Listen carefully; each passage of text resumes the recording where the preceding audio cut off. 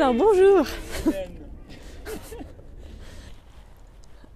Je m'appelle Hélène Vutriche, je suis animatrice socioculturelle à Préambule, la maison de quartier des Grottes Croppette-Montbriand-Beaulieu. Un de mes mandats d'animatrice, c'était de suivre la coordination du collectif Beaulieu, c'est-à-dire de tout le développement qui se passe ici, avec les gens, avec les habitants et les associations.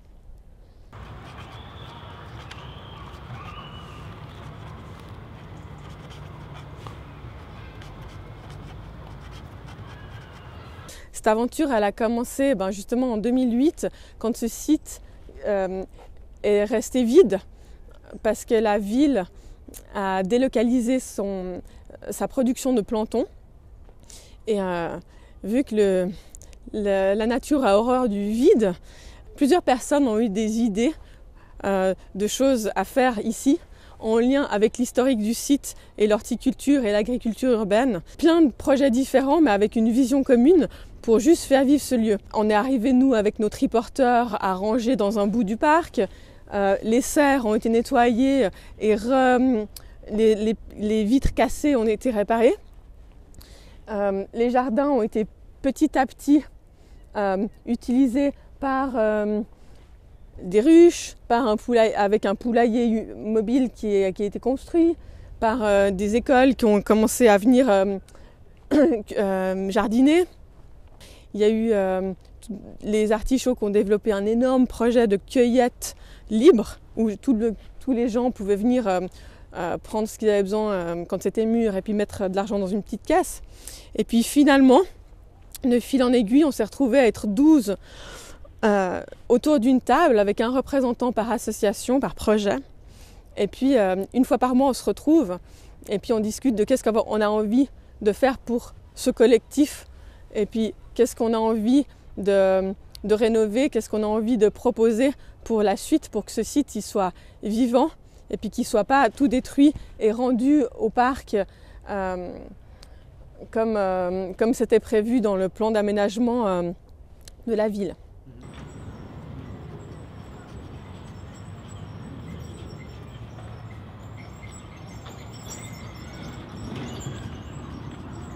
On a une friche, on peut développer ce qu'on veut, c'est gratuit. La ville met à disposition, ça veut dire est d'accord de nous laisser faire ce qu'on veut. On a un cadre évidemment, mais un cadre assez large. Et puis, donc ça c'est super encourageant. En contrepartie, les gens savent que pour pouvoir faire tout ça, ils doivent mettre quelques heures pour le bien commun. Les cultures qui sont derrière nous, elles n'auraient jamais pu aller aussi bien s'il n'y avait pas eu le poulailler qui avait bougé, puis donner un peu de compost de compost vert pour faire nourrir ces couches là, ces jardins qui sont un peu en béton.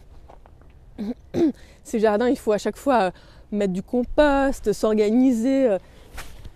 Qui c'est qui brasse le compost, puis juste avec des ateliers genre brassage de compost, ça ramène plein de gens parce qu'ils ont envie de participer, mettre les mains à la pâte. Puis moi je coordonne tout ça. Des fois il n'y a pas besoin de moi, et puis des fois je donne juste des impulsions, et puis des fois je coordonne un peu plus quand il faut lancer des courriers ou bien lancer des réunions, rassembler tous les PV et faire circuler l'information. Comment je donne des impulsions ? En mettant les gens ensemble pour de vrai, pas en faisant juste des emails, en proposant des occasions de rencontres, que ce soit simplement, comme on disait, repeindre le rempotoir à l'intérieur, que ce soit venir manger le vieux coq qui ne pouvait plus chanter et qui a été sacrifié, ou bien faire chauffer le four à pizza, que ça fait 1 mois qu'il n'a plus été chauffé, du coup c'est l'occasion d'essayer de faire du pain et puis de se retrouver autour du four.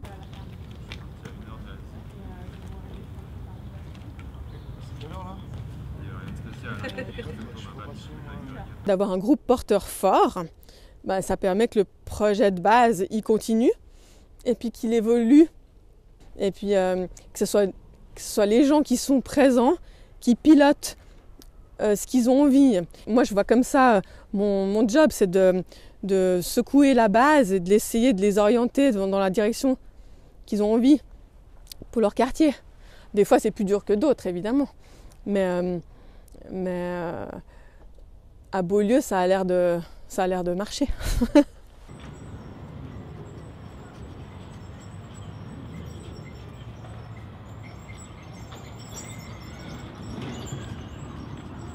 Pour nous, et puis pour tous les gens qui sont actifs ici, il y avait toujours le souci de rester le plus ouvert possible et le plus ancré dans le quartier et de ne pas avoir l'air d'être un entre-soi. Et comment faire pour ne pas devenir un entre-soi avec que des gens qui sont experts de ce qu'ils font, de l'agriculture en l'occurrence. Ça a été de faire beaucoup de liens avec les habitants voisins, de leur expliquer qu'est-ce qui se passait ici et qu'ils pouvaient, c'était aussi chez eux. Avec Préambule, on a soutenu aussi l'organisation de brunch et puis l'organisation du projet d'été. Une petite tente, une petite buvette et plein d'activités pendant 5 jours par semaine.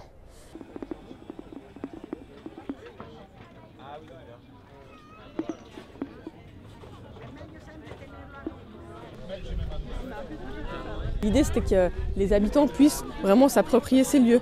Et puis c'est vrai qu'en faisant des petits brunchs de saison plus un projet d'été, les gens ont commencé à prendre l'habitude de venir pour boire un thé, pour voir un concert ou faire une activité. Et ceux qui étaient intéressés par ce qui se passait dans les jardins avaient l'occasion de poser leurs questions. Parce que les gens qu'ils avaient en face, c'était des gens qui savaient ce qui se passait là. Il y a eu aussi tout un mouvement hyper intéressant, c'était d'organiser l'école à la ferme. Ce projet avec les 3 écoles primaires plus le cycle qui sont dans le quartier, qu'il y ait les classes qui souhaitent s'inscrire puissent venir 3 fois par année, 1 fois par saison, on va dire, faire un cours en lien avec ce qui se passe ici. Ils ont quelqu'un de compétent qui les accueille, qui donne un cours sur les poules, sur la permaculture, sur les abeilles, etc.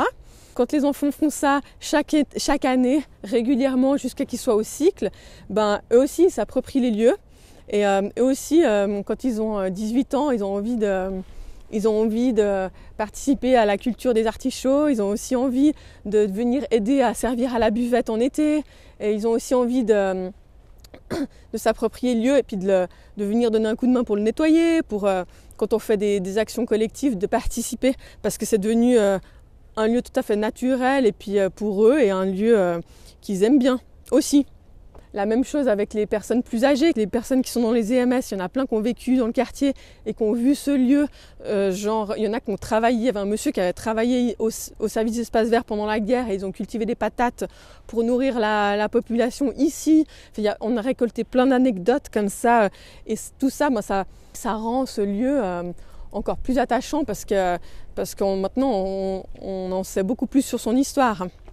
Avec Préambule, on a toujours, en parallèle de ce qu'on fait à Beaulieu, on a toujours voulu avoir plus d'activités pour les familles parce que le quartier grandit. Finalement, le quartier a été doté de plus de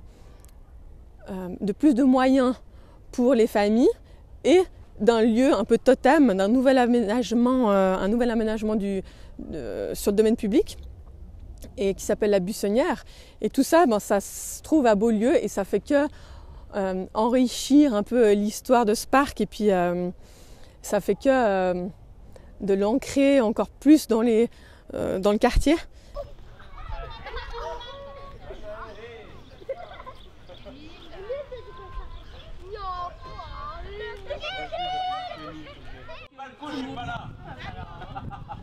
Avec notre participation à un projet comme ça, ça a considérablement élargi les possibilités pour les habitants du quartier.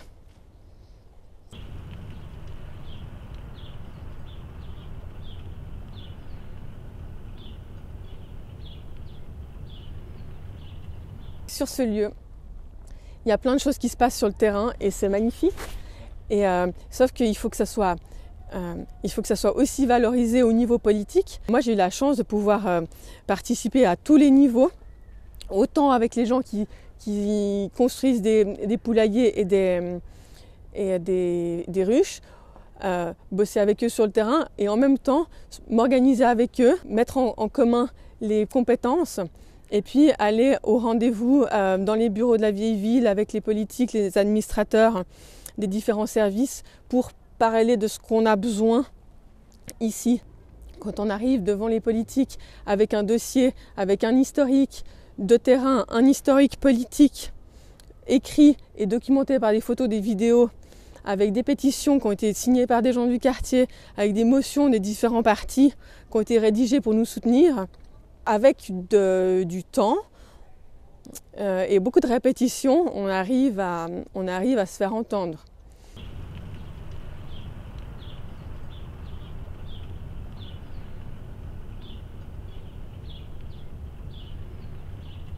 En tant qu'animatrice là, du quartier, c'était important de ne pas être seule pour porter un besoin comme ça. Ce qui avait beaucoup de valeur, c'était de pouvoir accompagner tout ce processus avec des gens qui savent de quoi ils parlent parce qu'ils vivent, c'est eux qui font vivre le projet. Je pense que je peux comme un peu mettre du beurre dans les épinards pour que quand il y a besoin, on puisse être plus réactif, pour que tout ce que les gens font bénévolement sur le terrain, ça soit mieux valorisé et ça soit mieux compris chez les politiques, et puis que du coup on puisse obtenir plus de choses pour les gens du quartier, enfin pour les gens qui en ont besoin. Et moi je pense que je sers à ça, juste un espèce de réceptacle de tout ce qui se passe, le porter plus haut s'il faut, l'archiver pour pas qu'il soit perdu, et puis le mettre à disposition d'autres gens s'il y a des gens qui sont intéressés à faire ça à leur façon ailleurs. Ça, pour moi, j'ai adoré faire ça. Enfin, j'adore faire ça.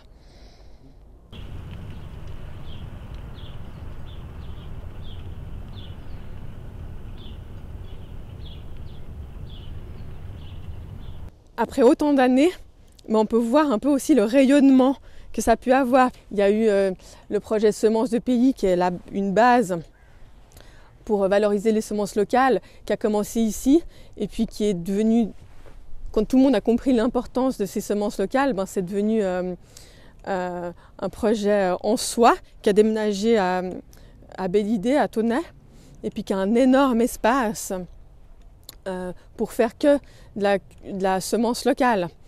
Mais ça reste toujours en lien avec chez nous, parce que c'est ici qu'il y a des plantons qui poussent, des ruches qui peuvent aller ailleurs aussi, et des gens qui ont ouvert qui participent au jardin ici, qui partent, puis qui vont construire des jardins ailleurs. Il y a eu des expérimentations de construction de bacs à légumes ou à jardin sur roulettes, qui allaient se balader dans les fêtes de quartier, dans différents quartiers qu'on construisait ici. On prenait des plantons ici, puis on allait. Puis il y a une assoce qui allait faire jardiner les gens dans les villes-états. Plein de petits projets comme ça qui font que finalement Beaulieu, au fil des années, ça a rayonné dans plein d'endroits. Il y a eu aussi sur le toit du cycle d'orientation un projet de jardin pour agrandir un peu plus de ce côté. Il y a des gens comme vous et moi qui viennent acheter leurs 3 plantons de tomates pour mettre sur leur balcon. Puis le fait de savoir que tous les balcons du coin ont des bouts de basilic et des plantons de tomates qui viennent de Beaulieu, c'est pas pareil. C'est vraiment cool.